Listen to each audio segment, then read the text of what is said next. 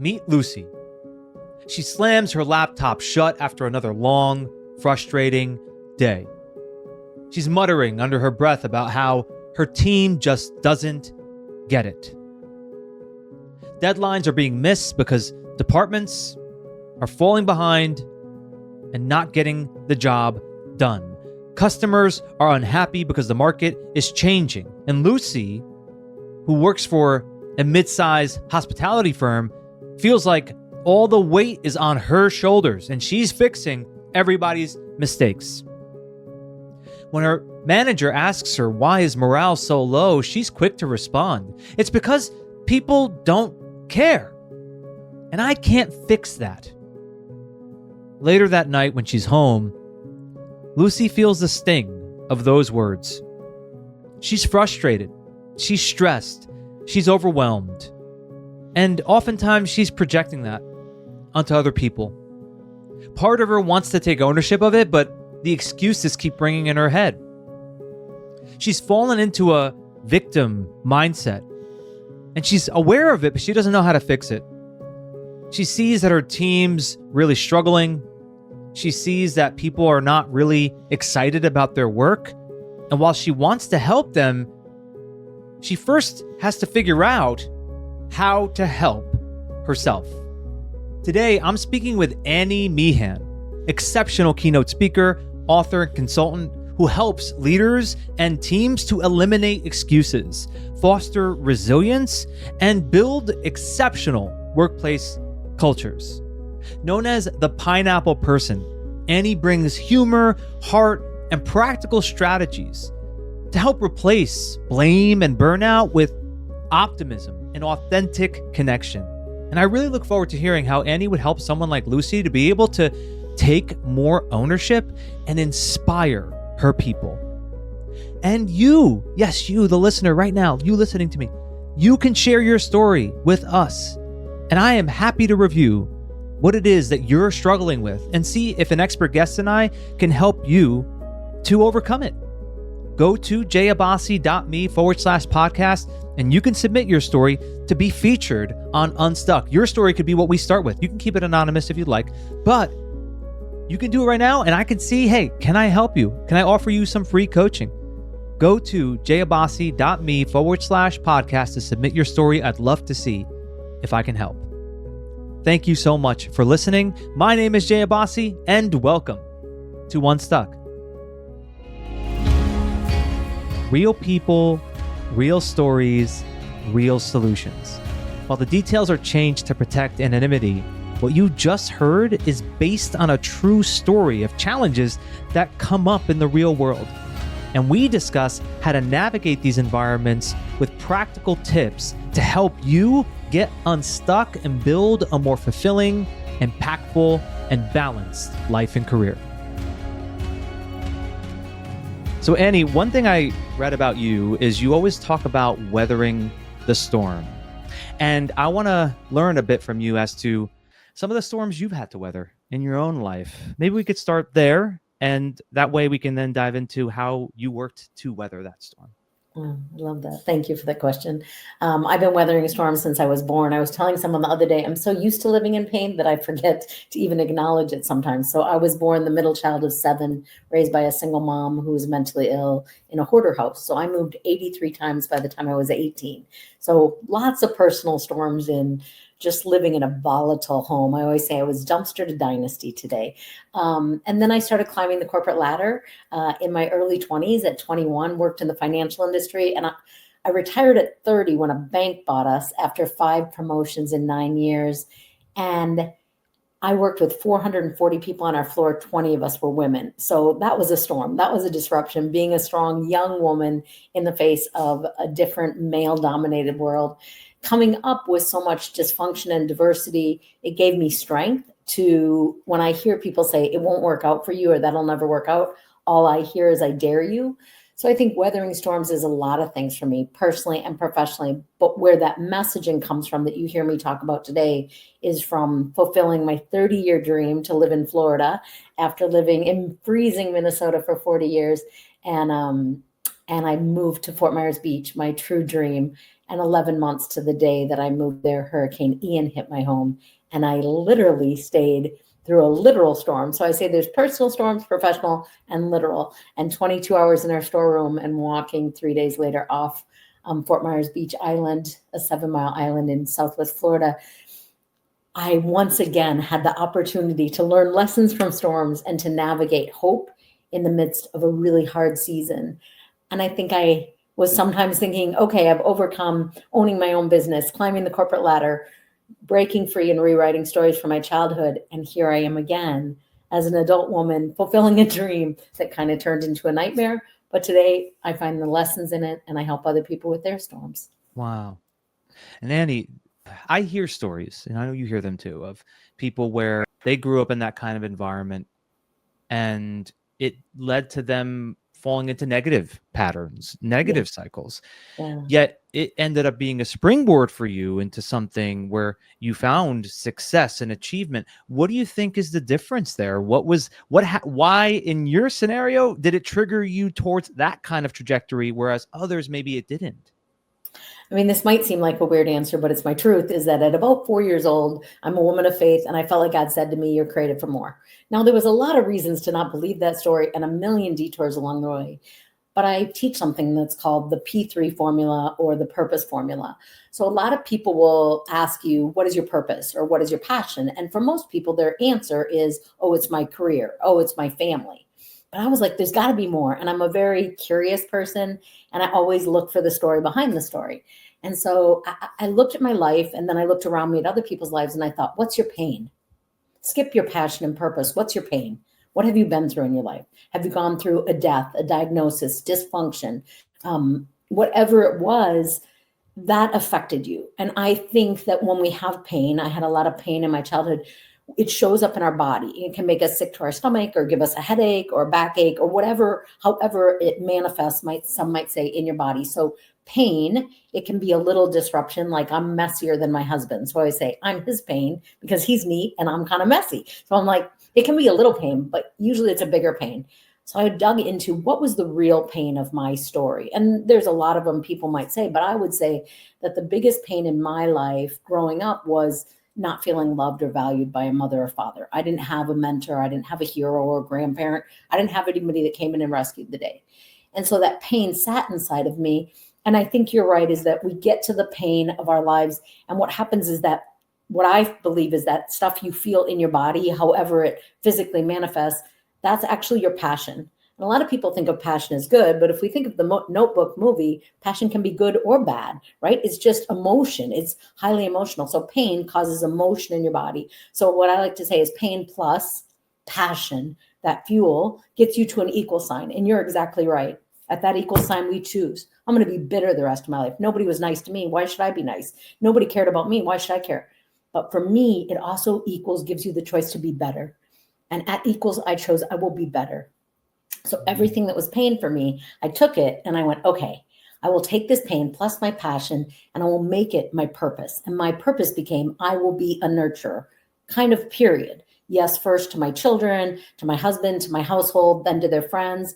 But now to everyone I meet on the street, to look people in the eye, to see people, to care about people, to know that we cannot assume that our story is someone else's and that everybody wants to feel seen and valued and loved in the world. And so I think it was a very intentional choice that at some point, probably at about 21, when I became, or 20, I guess I became a mom. And I thought, I want to give my kid everything I never had. And then it just kept expanding. I want to give my family. I want to give the neighbors. I want to give the community. I want to give my audiences. I want to give the world. And so today I'm very intentional to care for our caregivers.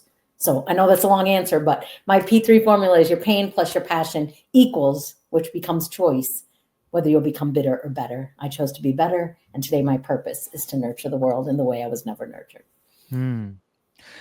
What I gather from that is all of us experience pain. Yes. And we're making a choice whether we're conscious of it or not. Yes. You're saying make a conscious choice, make an intentional choice about interpreting that pain in a way that then serves a greater purpose. Yes. 100%. I have family members, a sibling that says to me, "Why are you nice to people? Nobody was ever nice to us." And I always say, it's so much more fun to be nice and generous. Like I have so much joy in giving, whether I get back or not. That has been a huge freedom to me to set boundaries, but also to give without expectation. Yeah, you're right. It's freeing in many ways to live that way. And I guess, what would you say to somebody who says, I struggle to be able to take my pain and turn it into purpose? What would Mm. be the thing that what would you tell that person who's really struggling with that? Yeah, I meet a lot of people struggling, and I say, do the healing work. And it is work, but I have done the healing work so that I can be free. Because first, we have to heal from whatever hurt us. But second, we have to learn to care about ourselves. And trust me, the first 20 years, I did not care about myself. But today, not only do I care about myself, but because I'm full and because I make time to take care of myself, I can serve other people. So the first thing I would say is do the healing work and get help. Don't do it alone. Don't try to tough it out. You have the right to process. Get a therapist, get a coach, go to a gym. I work out every day. I mean, at least go for a walk, not because I want to, but because I'm worth it. I didn't know that movement was medicine. Learn the tools. I listen to loud music. I dance around like I am the Queen of England, and I cannot dance that great, but I have a good time. Figure out what your tools are, right? Like I drink water. Like I have all these things that I do not to be perfect, but to take care of myself so that I can make the intentional choice every day to care about other people. So yes, it's hard. So get help. Get help, do your healing work, and take care of yourself first, because it's hard to show up for anyone else when we come from a place of self-hatred or depleted or burnout. Yeah. Yeah, I think the foundational work there that you're referencing, I often refer to as just feeling safe. How can you help anyone else when you don't feel safe? If you don't feel safe, you feel threatened, then you're going to always have poor reactions and you're never going to be able to make that choice that you referred to earlier. So in your case, I guess you had to first get yourself into a place of feeling, I mean, we're never maybe fully healed, but I guess you go through the process of healing to Yeah. be able to be in that safe space, which will then allow for you to have the ability to make the kind of choices that you made in your life. Yeah. I love that you said we're not fully healed, because you're right. Like I say, do the healing work because there's deep scars. But even when you heal from those really deep, dark wounds of my childhood and some people's childhood, then there's something else that comes along that hurts your feelings or makes you feel less than or brings you back to a time when life was hard, when you were grieving a loss of a job, of a relationship, of someone you loved. And so I think it is a lifelong journey. Like I wrote a book called Be the Exception, and people will be like, "Oh my gosh, how'd you get to be the exception?" I'm like, "Oh, I am not the exception. I get up every day and I have to try again to live out what I'm teaching other people." Like we teach what we need to learn, and we're always a work in progress. So thank you for that reminder that you're right. We're never fully healed from our past or what we're going through in the present. Yeah, and it's you are either healing or you're not. Right. Right. Yeah. Right. And so it's the process, as you called it, a process, the process of healing Yeah. to then enable you to be able to make those choices every day. One of the things I wanted to ask you about, it's a principle of yours. You call it the pineapple principle, and I think I even saw that you are called the pineapple person. Yeah. I wanted you to just explain that, define that for me. Yeah, it's been a really fun journey. In 2018, someone called me a pineapple, and I had no idea what they were talking about, but they taught me the poem, Be a Pineapple. Stand up straight, wear a crown, be sweet on the inside. Have you ever heard that poem? I have not, but I love Oh, it. there you go. It's cute, right? And I always Yeah. say, like, it's really cute and I like it. But as I told you, like, I love to dig in. I think, like, one of my greatest gifts is people tell me their stories and I hold them as sacred.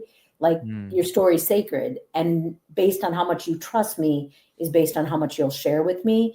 And so I asked myself, that's a really cute poem. Like, I like it a lot, but I believe there's more to it. So, how do I dig into the poem and figure out how do I take this poem and turn it into a principle for living? And so we think about stand up straight. So when you think about stand up straight, we live in a world where people look down at their phones. Just give me a minute. Just give me a minute. And we are so distracted by technology, we have forgotten to look at each other in the eye. And it's Yeah. such a powerful thing to be seen. We also look down because we're insecure and we feel unworthy to stand up straight, to be confident. So there's a lot of reasons we look down. But I say when you stand up straight, you actually look people in the eye and they feel seen. And all of us want to feel seen. And then when we wear a crown, I say, you got to value yourself. And I say, now listen, if you ask me what I want to do every morning, I want to lay in bed and eat chocolate donuts. Anybody? People are like, yes, pick me. And I'm like, I know, right? But then I remember I have a crown on. And I don't always do what I want to do. I do what I'm worth. And my crown reminds me I have value. And so I get up and I drink water and I go for a walk, not always because I want to, but because I'm worth it. And when I take care of myself like that, then I can look out at all other people and see their worth and their value. And a pineapple is sweet on the inside. And when we're sweet on the inside, we don't use our keyboard to say, I don't like you. You look different. You think different. You're different. We don't discount people. We don't use our words written and spoken in text as weapons. When we're sweet on the inside, we use our words to encourage, to love, to support, to spread kindness and generosity in our world. And that is what being a pineapple person is. And so I created these packages called P3 pineapple packages, giving beyond food and flowers. And I give them out to nurses and to social workers and to people that care for people. I lost my brother to mental health. I lost my sister and my mother. And I'm so passionate about caring for the people that care for them because most of them get taken for granted and not thanked. And I want to be the person that creates a 1 million person movement of pineapple people joining me in spreading kindness. And for every 3 I sell, I give back to women and children escaping domestic violence. So there's lots of layers to why being a pineapple person is so important to me. But it started with a poem and then a principle and then a book and then a TED Talk. No, that's beautiful. That's inspiring, Annie. And one of the layers that I'm taking from what you shared is also being sweet on the inside has an underlying assumption that everyone has that. Yes. Right? Like, which I think is a big problem oftentimes for people. And when I work with people, one of the things that I can sense that they're not even aware of is they've made a judgment about another person. And just this person is bad, wrong, evil, right? What I'm hearing is that you, and please correct me if I'm wrong, but you see that there is sweetness in everyone. It may not always surface, but there is sweetness in everyone. And what I think is when you make that decision in your mind that there is sweetness in everyone, it relieves you of a lot of resentment towards others, and you just approach people differently. Yes. I always assume good. Now, listen, my husband and my daughter kind of yell at me about it because I'm always shocked when people aren't good and nice and kind because in my head, I've decided all people are sweet. And sometimes when I talk about the pineapple, people be like, but pineapples are prickly on the outside, Annie. And I go, I know. Have you ever been prickly on the outside? We all have bad days, but that doesn't mean there isn't sweetness within us. And I do assume good, and I do assume kindness, and I do assume generosity. And yes, I'm often disappointed. But it's such a more enjoyable way to go through life. Even when people are grumpy to me, I smile at them. I say good morning. And I request the middle seat on an airplane because you have 2 options to make friends. Most people don't want to talk to me. They have headphones in. But I think we used to connect and we didn't feel so alone and we didn't feel so lost and overwhelmed by life. And I love my friends that stop over without knocking or calling, and they come in and they want to sit and have a cup of coffee, even when I'm busy. I love that. I think it's a lost art of connecting face to face, human to human. So. Yeah. And what I think is just such a powerful approach in life is just when you have that assumption that there is good in people, it then helps you to lead with compassion. And when you're leading with compassion, you're a better version of you and you're improving the world one way, shape, or form. It's easier said than done. I mean, I want to be honest about that. Someone cuts you off in traffic, Annie, it's a hard thing to assume, right? There's kindness in that person, right? You react. So for me, tell me if it's the same for you. It's something that requires intentional effort day in and day out to be reminding yourself that there is good in people, even when they act poorly, that there is sweetness in them. Yes. So I create stories. I'm a huge storyteller. I love stories. So even when people cut you off in traffic, because that's an example people use a lot, I always think, oh my gosh, they're in labor. Their water just broke. I don't care if it's a man or a woman. It's my thought. And when my thought goes to that, they cut me off because of course they're in labor. They got to get to the hospital. I'm not mad anymore. Do you see how like we get to control the narrative that we tell ourselves? Oh, what a jerk. Or, oh my gosh, I wonder if they're in labor. Let me let them go. It It's so just true. shifts. So it's all intentional. It's all intentional, and reaction is intentional, because that helps you not get irritated. Because as soon as they cut you off, I don't watch the news. So people sometimes yell at me that I don't watch the news. And I'm like, I feel good every day. I don't have bad dreams. I don't live in anxiety. And I watched a show, I don't know, a couple years ago, and this guy was on, and he basically said, which was shocking to me because I am naive and positive, even though I faced a lot of adversity. His whole job is to make up fake news to create anxiety in the world. And he gets paid Wow. to create fear-based news to scare people so they have anxiety. And I never have been a huge news person, but after that, I was like, don't you see, when you start or end your day with that, they're winning. They're trying to make you lead in fear. And I sell, but I always sell out of hope, not out of fear. Like, people have too much fear. And I've dealt with maybe too much reality of horrible things. So now I'm just like, what if everything could be good? It won't be, but what if it could be? Right? Yeah. That's a very unfortunate thing that people are falling into that pattern of. Oh, And I get it, the excuse is, well, got to pay the mortgage, got to pay my bills, and this is the way I do it. My challenge to that would be, there are many ways to pay the mortgage, there are many ways to pay the bills.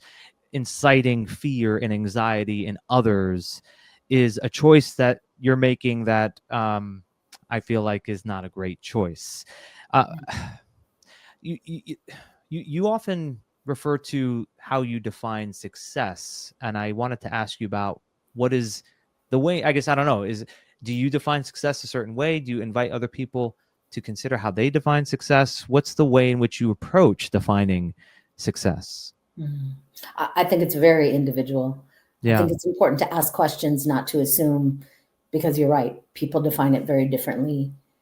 For me, success was creating what I never had, and having a family and raising my three adult kids now, and my husband and I in a stable environment that I never had. So I have immense success with that. I also have dyslexia and ADHD, and was told I was dumb and didn't know how to read till third grade. And today I've written 11 books. So I think that success for me is that whatever I didn't believe I could do, and people even told me I never could do, I did. But I think when asking other people, I think I like to ask, and then I like to keep asking. So a lot of people will say, if I can make six figures, Annie, then I'm successful. You know what, Annie? If I can do this, if I can have a date with a good guy, if I can get married, if I can have a baby. And then I love to broaden people, help them think about, okay, that's beautiful. What else? What else means success to you? What else would feel good? I used to own gyms. I had two gyms, one in a small town and one in a big city. And I always say I never helped anybody lose weight, which I know is not the best marketing, but I help people change their self-talk and change Mm. their habits. And a side effect was often weight loss. But weight loss is just a number on a scale. So when people would say, Annie, if I can get down to 150 pounds, I'll be successful. If I can get to 100 pounds. And I would say, who cares? That number will come. It may go. What is successful? What if you work out 3 times a week? What if you got an individual bag of chips instead of a big bag of chips? What if you had dessert once a week instead of every night? Or what if instead of drinking every night, you had water in between your wine? Helping them win and reframe what success is. And being someone who's a coach and a speaker and worked in gyms, I always think about steps. Like, can we have a win this week? I just went back. I'm kind of doing a digital detox. And I went back to writing in a journal, which I used to do all the time, like write things down rather than always be on the screen. Yeah. And I just started yesterday. So I'm on day 2 of September. But I was like, I start my day by like writing down my wins, writing down my prayer requests, writing down my prayers answered, writing down my goal for the day. Whatever it is, I like things in bite-sized pieces. I think there's big success, and I think there's a bite of success or a win every day. So I like to say I write 40 things a day I could do. If I get 3 done, I'm winning. So I don't know. A lot of Yeah. things are success, right? Yeah, well, it's the frame of mind that you put yourself in to be able to then define it. What I also appreciate about the way you talk through it is it's experiential, meaning it's the experience, not so much the outcome, right? Which is, if I exercise 3 times, not if I get to this number on the weight scale. That's No right. one experiences the weight scale number, right? That's What you right. experience is the exercise and the feeling that it gives you. Yeah. 100%. Yeah. So 100%. I think that it's such a common thing. I often ask people that direct question. I say, what do you want to be experiencing? Yeah. What do you want to be experiencing? That what would success look like in action? What would your day to day consist of when you're quote unquote successful? Because then it becomes something that's a little bit more real to people than just this thing that they put out into the world that is something they read in an article or social media. Like, I want this car, I want this amount of money in the bank. No one experiences the dollar signs. You experience what the dollar signs give you. That's right. Yeah. That's right. One of my kids said to me, I think you and dad are materialistic sometimes. I was like, really? We are not materialistic. And he said, well, you care about money. I said, no, I care about freedom. I've been poor. I don't like being poor. It's not fun. I said, I want to go on vacation. I want to come visit my kids anytime I want. I want to be able to be generous and buy someone a gift or pay for someone's lunch. I said, it's not the money, it's the experience. So I love that you say the experience. And I was thinking, my husband and I looked at a lot of businesses before we bought gyms, and I just kind of shot them all down. I was like, nah, I don't want to own a restaurant. I don't want ink cartridges or maid service or a bar. I don't. But then we talked about a gym. And the thing that made me so excited about owning a gym is nobody ever leaves the gym and goes, I wish I wouldn't have come. Now, a lot of people say, I don't want to go. But when they leave, they feel better. And I love that. My experience that brings me joy is generosity of encouragement, generosity of lots of different ways. I always say live beyond gratitude to generosity. But when people leave the gym, I don't care if they come for 10 minutes or 2 hours. I'm so glad I came. I'm so glad I came. And we get they can come in grumpy. They can have the worst day. They can be fighting with someone they love, but they leave. They're like, oh my gosh, I feel so much better. I'm like, yes, I get to help people feel better. That's the experience of success for me. Like I love when people work with me on any level and just say, oh my gosh, you've totally shifted my perspective. I feel so much happier now. I'm like, yes, I did what I wanted to do. So. And one of the ways you do that is through your speaking and the work that you do in keynotes and workshops and things like that. Yeah. And what I learned of you is that you often are discussing how to create strong workforces, healthy workforces, great cultures. And you've worked with so many different groups and you've been doing this for so long.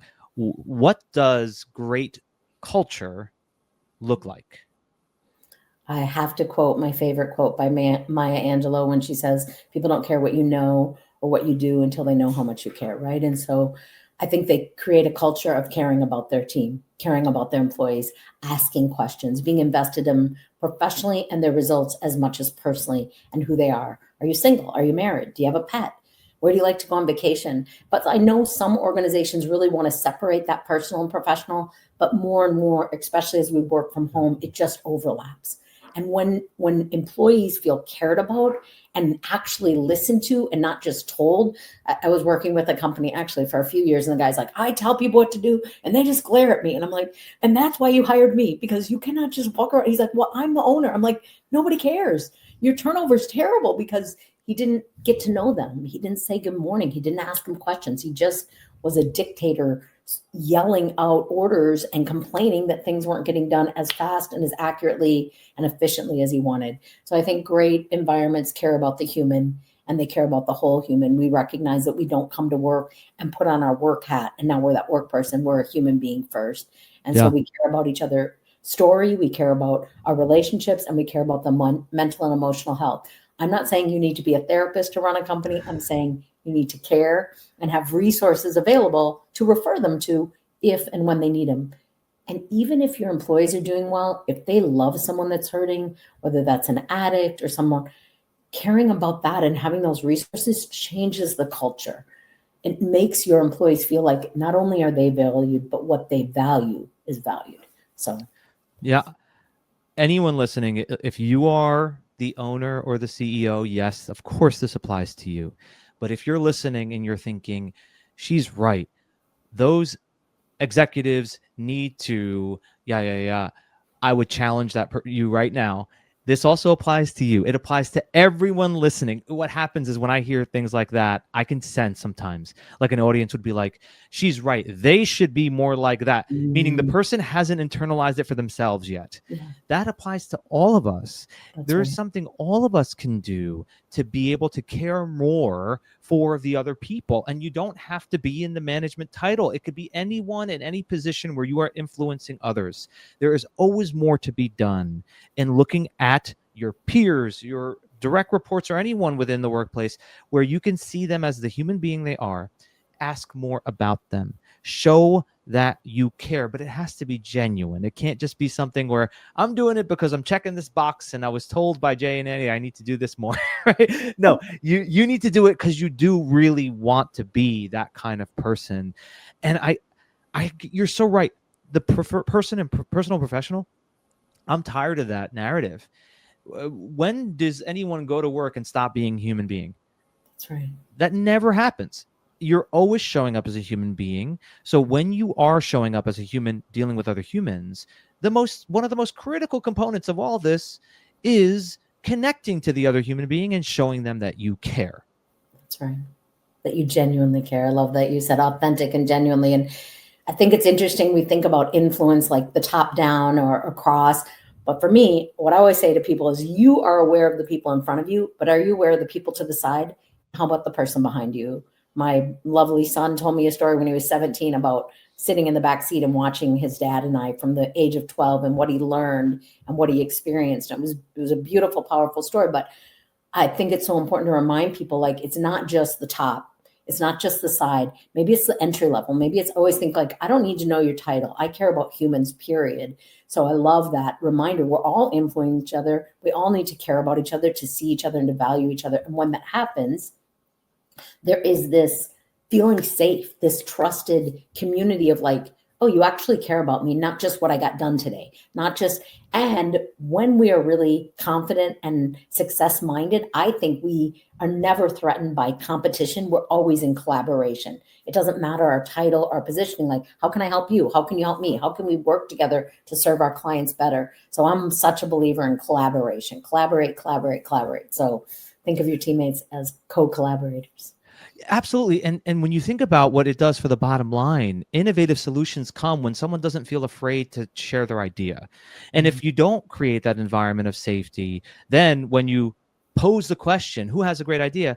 If I'm afraid to share it because of the way in which people are going to react, how I might be judged, is it going to affect my ability to stay in this role? Then I won't share it because I don't feel that sense of comfort to be able to share my idea. So if a person listening to this is saying, well, it has to be about the bottom line, I get it. Yeah, the bottom line is important in any business. It doesn't succeed if the bottom line is not taken care of.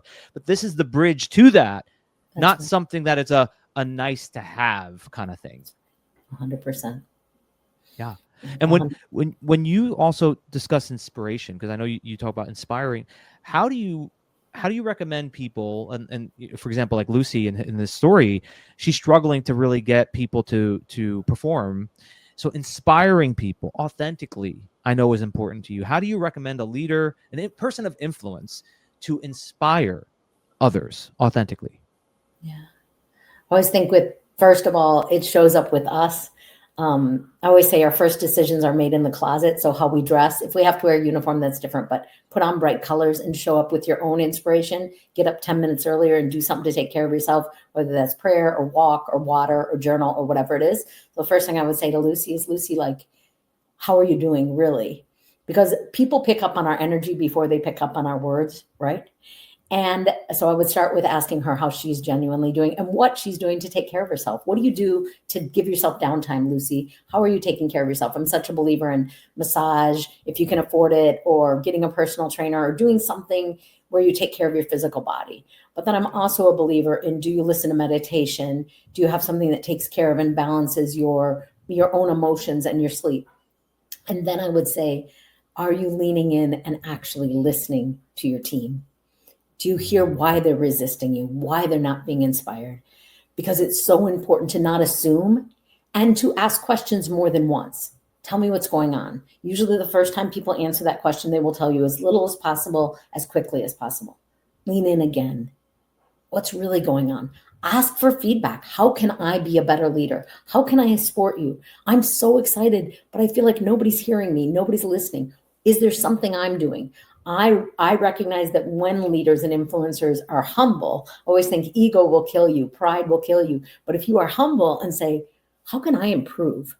That is inspiring to people. That is so inspiring. How can I be a better leader? How can I inspire you? Rather than you need to be inspired, or we need to work harder, we need to get this done. So first asking those questions, and then is saying, offering suggestions. Here's 3 things that I think might help inspire you. Now, I'm a big believer in positive reinforcement. So I'm a big believer in, hey, we're going to have the beam team of the week. We're going to pick the person that shines out. We're going to pick the person that celebrates. I was just at a hotel. I don't know. It's been a little bit. I spend a lot of times at hotels. It was late at night and I was coming in, and the front desk guy said to me, welcome home. And it was such a like little and dumb thing. And it meant the world to me. Yeah. Like I went back the day that I checked out and I just said, and the woman next to him was rather crabby. And I said, I just want you to know, you must have been really well trained, because when you said welcome home, I've been on the road for 3 weeks. I don't even know what hotel or city I'm in.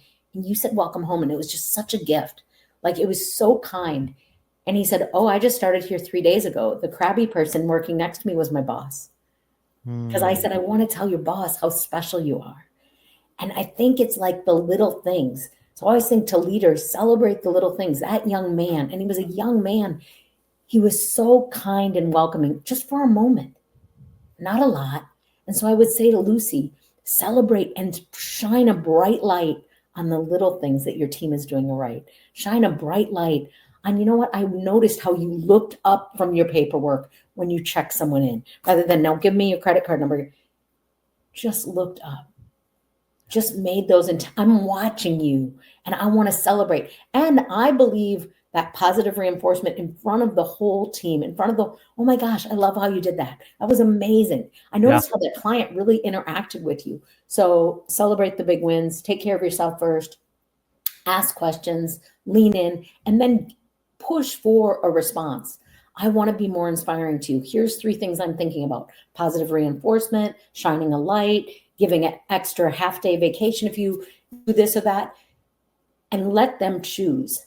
Let them have influence on how they will be celebrated, because not only are they telling you how they want to be inspired. I love the book, The 5 Love Languages. We can't love people the way they don't want to be loved or affirm them. We got to understand them first, right? So maybe they want words, maybe they want gifts, maybe they want time off, whatever it is, understanding the people that work with us and for us. Yeah. It's something I learned years ago. I've shared it here in the podcast before. It's the platinum rule. So there's the golden rule everyone knows, right? Treat people how you want to be treated. The platinum rule is treat people how they want to be treated, because how they want to be treated could be very different than how you want to be treated. And it's funny because on LinkedIn, I recently posted about that, and I got a message from someone. He was like, well, isn't that like just resigning to whatever the other person wants and being like a people pleaser? And, you know, I understood the perspective that he had, but I think there was he was missing the message a bit, which is, we're not saying just do what everybody else wants you to do. It's see the person as they are, learn about what inspires them. But as a leader, of course, right, if they're not performing, that's your job too, right? To be able to address poor performance. Now, I love that you answered that question, Annie, by focusing on what Lucy needs to do for herself first. Because when anyone is falling into the victim mindset and they're falling into blaming, it's because they were triggered by something. And we're more easily triggered, we're more reactive when we're not in a space of feeling in a good energy, a good mindset. Like if if you think about in your life, right, when you were feeling great, when you were positive, when you felt great energy overall, someone could say something and it wouldn't bother you too much. But when you woke up late, you didn't get good sleep, you're not drinking enough water, you're not taking care of yourself, one little thing can make you snap. 100%. That's right. So making sure, Lucy, right, do the work on yourself regularly so that you're not as easily triggered. Is that right? 100%. That's exactly right. And that's why I say to people, it starts in your closet. And they're like, what? And I'm like, put on some yellow. I don't look good in yellow. Then put on orange. How about pink? How about blue? How about green? Don't put on black. Don't show up pissed off and depressed already. We feel that. If you have a choice in what you wear, put on some color. Take care of yourself. Be kind to yourself. Because when you're kind, like it's so much easier for me to be happy and positive when I'm happy and positive, right? Rather Yeah. than faking it and being miserable at home and then coming to work and thinking somehow I can fool everybody that I work with that I'm happy as I snap at them. So 100% what you're saying is that I always say we refill out of our place. So if we're empty, we don't refill very well, right?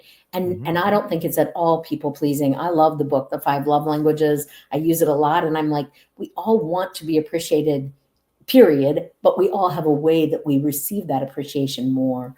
And so I love that platinum rule. I have heard it before, but it's been a while. I kind of forgot about it. And I think it's important.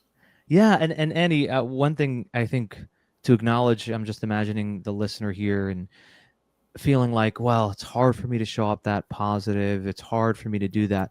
I would say don't measure what that looks like based off of the perfect version of what positive energy looks like day in and day out and say that seems so far away. Meet yourself where you are. Meet yourself where you are and just move in that direction. So, in other words, it's about having a healthy expectation. Like for someone like Lucy, it isn't like in one day she's going to go from I'm in a victim mindset, I'm blaming everyone, to I have the best energy and I show up like the sun shining and lighting everybody's world on fire. It's no, Lucy, you're gonna start where you are, and you're gonna start with the small bite size. Take steps to move yourself in that direction and give yourself a ton of grace on the journey. Yes. And it's not a straight up line either. It's like you'll take a couple steps forward and then you'll have a bad day. Don't beat yourself up. One of my girlfriends and I, we always say, grace for you, grace for me. Like we just need grace because we're going to go backwards. We're going to make mistakes. And especially with the gym, I would always say little things are huge wins. Like if you don't walk at all and you start circling your kitchen, that's a win. If you don't like getting out of bed at 7:30 and you hit your snooze 5 times and you hit it once, if you get up 5 minutes earlier, because people will say to me, I don't have time, Annie. And I'm like, I'm inviting you and encouraging you for 5 minutes. That's it. Just start with 5 minutes. And 5 minutes for this 5 minutes is only for me. I'm doing it before the kids, before the pets, before the this and the that and the noise. Before I pick up my phone, I'm going to do something for me. And you're right, Lucy, it will not happen overnight.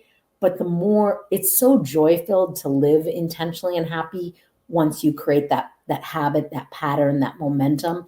And once you do something good, you want to do something else good. You want something else. And once Yeah. you feel better, then you want other people to feel better. And when you care for yourself, it's so much easier to care for other people. Unfortunately, Jay, I meet a lot of people that hate themselves and they say horrible things about themselves. And I am like, how do you think you're going to get up and go be kind to people? I don't know why I'm so crabby. It's just that I'm in a miserable relationship. I don't like how I'm like, oh my gosh, that is the message you have in your head. Of course I snapped at someone I didn't mean to. I'm like, well, you got to change how you snap at yourself first, right? We got to start with us and then slowly build on it and do the climb. So Yeah, being aware of that inner dialogue is a place to start. I think that so often people are just not even aware of how hard they are on themselves and the way they see themselves. So noticing it, being aware of it, is the first step, and then of course changing the narrative to be able to be kinder to yourself. And earlier you were talking about public praise and that's celebrating others publicly. I am so for that. I think that it's an incredible strategy to be able to create just an overall more positive culture, spotlighting somebody who's doing really well, getting everyone to recognize them. I did a talk in February of this year, and I had not planned this, Annie. It was something I just felt on the spot, and you've probably been there, where I gave the crowd an opportunity to praise someone else in the crowd. So I said, because I was talking about this lesson of public praise, I said, you know what? Who here would like to celebrate someone in this room and to praise them for something great? Annie, the amount of hands that went up and the energy in that room was unbelievable. It Mhm. was something that it almost took my keynote way beyond the time limit that I had. And I had to apologize to the group because there were so many more hands. And I said, folks, I love this. We have to wrap this up. But I hope that you're taking away the value of this. Look what it's doing just to this room. You could take that home for your teams. Mhm. Yeah. And start your meeting with that. And start your Yeah. team weekly meeting with, who do you want to say something good about? Who do you like? It's right. I don't think anyone ever gets tired of hearing good things they've done. They do get tired of all the things they may have done wrong or could have done better, but good things feel great. I love that you implemented that into your keynote. And I love, because it could be risky, right? Like, what if nobody raises their hand? What do you do? Oh, come on, there's got to be something good here, right? But I love that it was an overflow of kindness. And also, it wasn't tell me something great about you. It was tell me something great about someone else here. About Just someone else. But you're beautiful. right that like so often the tendency is, let me tell you about what you're doing wrong. And it's a natural thing. It's a necessary part of leadership where you have to do some performance reviews and some coaching. But if it's 5 times that and 1 time public praise, you have the wrong ratio here. We need to flip that. Now, when people require that kind of performance review feedback, Annie, is there an approach that you recommend, like how you would handle being able to communicate to someone that they are underperforming? Is there a formula you use or a strategy or an approach that you recommend? Let's say in Lucy's case, where she does have someone who's just not doing the work right now, how to handle that? Yeah, I think I'm a big believer in the sandwich. So we talk about what you're doing right, we talk about what could be improved, and we talk about what you're doing right. The kind of the two good with one bad. The other part that I like to add in there is, what do you think you can do to Yeah. improve this area? Because I always think we're the experts on our own systems. And even if we don't tell the truth because we're intimidated, we're nervous, or we're embarrassed for being, we at least have an opportunity to put an idea out. You know what, if I had support? You know what, if I could come in later because I've got a kid that needs to get daycare? You know what, if I could leave on early on Tuesdays because I take my mom to the doctor? If it gives your team an opportunity to tell you what would work better. Now, there's times that I might say, oh, thank you for sharing. We can't do that. But at least I have decided now, based on a little more information, because we all have blind spots and we're all missing part of the story. So, yes, I want to say something positive. Yes, when we need to make corrections or even let people go at times, I still try to tell them something they're doing right. But I always try to get their input. Tell me how you think you could do this better. Tell me how you think we can solve this problem. Because I was up all night trying to figure it out. And I didn't know if it was you, or if it was me, or if it was the client. What do you Yeah. think? And there's always missing pieces. So when you ask for input, you go, oh, that client's super demanding. They called 17 times in the last hour. Oh, okay. I didn't know that. Yeah. Whatever it is about the piece. So always asking for more information. I love that. And also it gives you a sense of where their mindset is before you even make any judgments. Recently, this was so recent, I had a coaching client, and he mentioned that there was someone on his team that's underperforming, and he found out and was like, I have to have this conversation. And so in it, I said, okay, well, how are you going to handle it? And he walked me through what he was thinking. Okay, I'm going to do this. I'm going to do this. I'm going to do this. I'm going to give this feedback and so on. And I said, can I offer a suggestion here? And he said, yeah. I said, okay, how about you just tell him the facts and then just say, tell me what happened, and then wait. Like just wait and see what he says. If at that point what he says is, he owns up, he says, I realize I got to be better. Hey, that's great data. If he says, well, it was them, blah, blah, blah, blah, blah, like blaming everybody, that's also important data for you to download and figure out how to effectively coach. And then when you do coach, I think that the next question that you brought up is, well, what do you need? What are the things that you feel are lacking? What would you recommend to improve the situation before you then give the anecdotal coaching? Yeah. And what am I missing? Like, even as Yeah, you were talking, I was thinking, this is what I know. This is what you know. What am I missing? Or what are we missing in this right. scenario? Right. I love it. I love it because then it's, you said at the beginning of this conversation, curiosity. Curiosity. If you can approach it with curiosity, then you're going to be a great leader. You really are. You're going to be able to effectively connect with people. Just be curious. Don't be, I'm the problem solver, right? I'm going to solve everybody's problems. No, trust that the person can solve the problem themselves by approaching them with that genuine curiosity, which I think lends me perfectly to the last thing I want to ask you about Lucy in this scenario. So let's say Lucy attends one of your keynotes and she loves what she hears. After the keynote, she has a chance to speak with you off stage to the side. She tells you her story, Annie, what she's going through. You listen, you download everything she says, and you want to ask her a question, something to get her to think a bit differently. What would you ask Lucy? I mean, actually, what I always ask is, how can I help? I mean, it's kind of my first thought. I know that's not directly related to Lucy's struggle and story, but how can I help you? How can I support you? What is one thing you're taking away from today's presentation that you can implement? I hope you leave motivated and inspired, Lucy, but what can you implement to take better care of yourself so you're not so disappointed, frustrated, and exhausted from the work that you're doing? I know that it's hard to lead teams, especially when they're not in agreement or they're not performing to their ability that you believe in them to be able to perform to. So I would ask more questions, but I also was thinking, never assume that I know the whole story. There is always blind spots. So Lucy, what am I not seeing, and how can I support you? How can I help you feel more confident as a leader and less burned out? So I think that's what I would say. I love it. I love it, Annie. Well, this was such a great conversation. I'm so glad we made this happen. And for anyone listening, to learn more about Annie and the great work she does in the form of keynotes and coaching and writing many published books, AnnieMeehan.com. I'll spell that AnnieMeehan.com, as well as, of course, LinkedIn. I know you're quite active there. I think that's how we met. That's how we connected via LinkedIn. So anyone can just search you on LinkedIn and they will find you. Annie, thank you so much for this conversation. It was incredibly valuable, and I hope we get a chance to do it again in the future. That would be lovely, and I'm happy to have you on my show.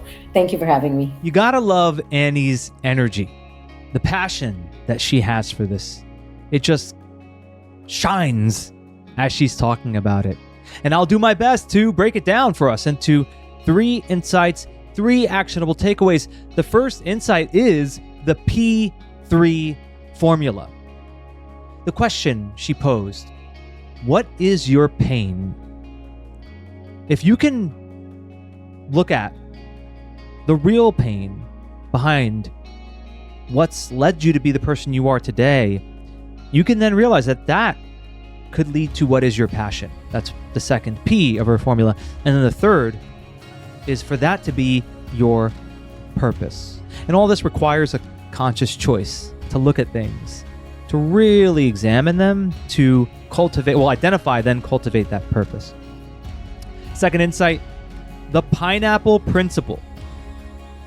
1, stand up straight. 2, wear a crown. And 3, be sweet on the inside. Stand up straight, look at people in the eye.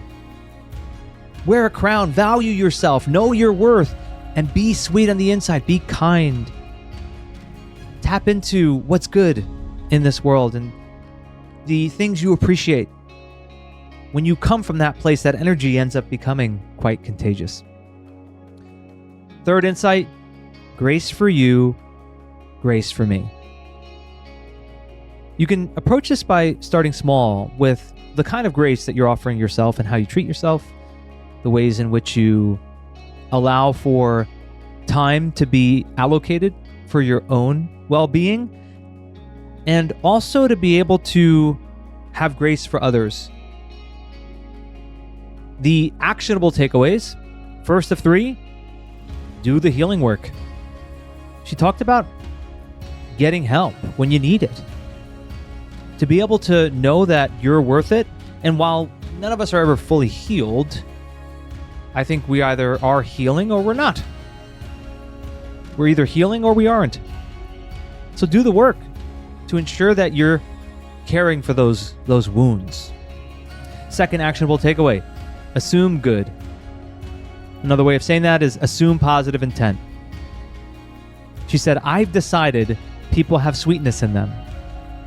You make that decision mainly for yourself because the stories you're telling yourself will either create resentment or create a sense of peace within you. So tell yourself good stories. She used the traffic example. Tell yourself a good story that allows for you to be more at peace.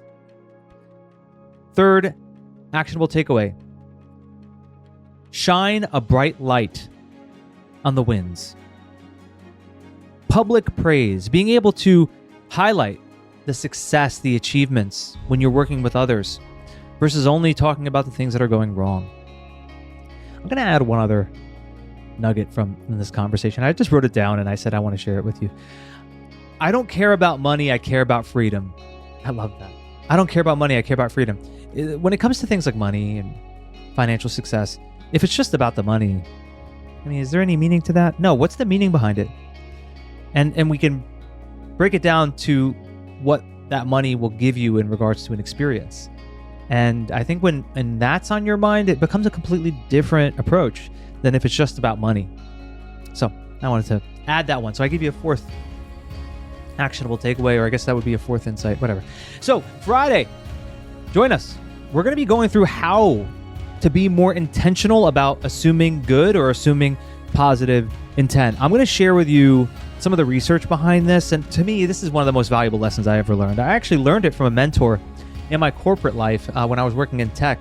And I then just added to it since. Assuming positive intent, but not it being something I have to only react to when something happens, but it's something I'm more intentional about. And I kind of frame it each and every day because I think we can cultivate this within ourselves, but it doesn't mean we assume or we resign to poor behavior either. That's not what I'm saying when I say assume positive intent, where I can create that discernment between the intent of the person and the impact they're having. And I'm going to walk you through how you can tap into that more, cultivate it so that you can be a better leader, a better, and also just a happier person overall. And remember, you want to have your story highlighted. We can review your story. All you have to do is submit it to us. Free, no obligation.